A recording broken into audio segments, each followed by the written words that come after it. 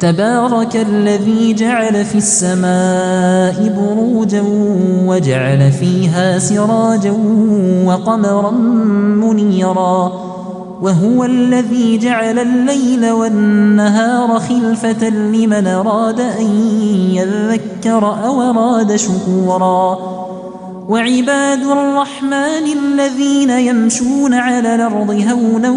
وإذا خاطبهم الجاهلون قالوا سلاما والذين يبيتون لربهم سجدا وقياما والذين يقولون ربنا اصرف عنا عذاب جهنم إن عذابها كان غراما إنها ساءت مستقرا ومقاما والذين إذا أنفقوا لم يسرفوا ولم يقتروا وكان بين ذلك قواما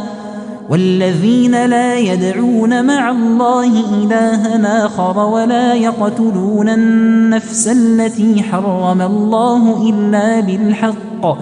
ولا يقتلون النفس التي حرم الله إلا بالحق ولا يزنون ومن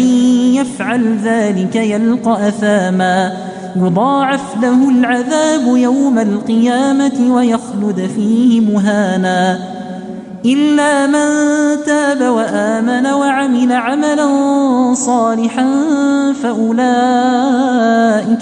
فأولئك يبدل الله سيئاتهم حسنات وكان الله غفورا رحيما ومن تاب وآمن وعمل صالحا فإنه يتوب إلى الله متابا والذين لا يشهدون الزور وإذا مروا باللغو مروا كراما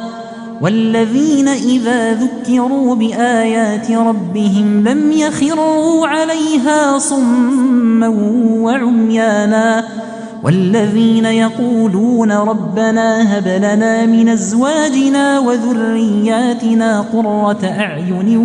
واجعلنا للمتقين إماما أولئك يجزون الغرفة بما صبروا ويلقون فيها تحية وسلاما خالدين فيها حسنت مستقرا ومقاما قل ما يعبأ بكم ربي لولا دعاؤكم فقد كذبتم فسوف يكون لزاما.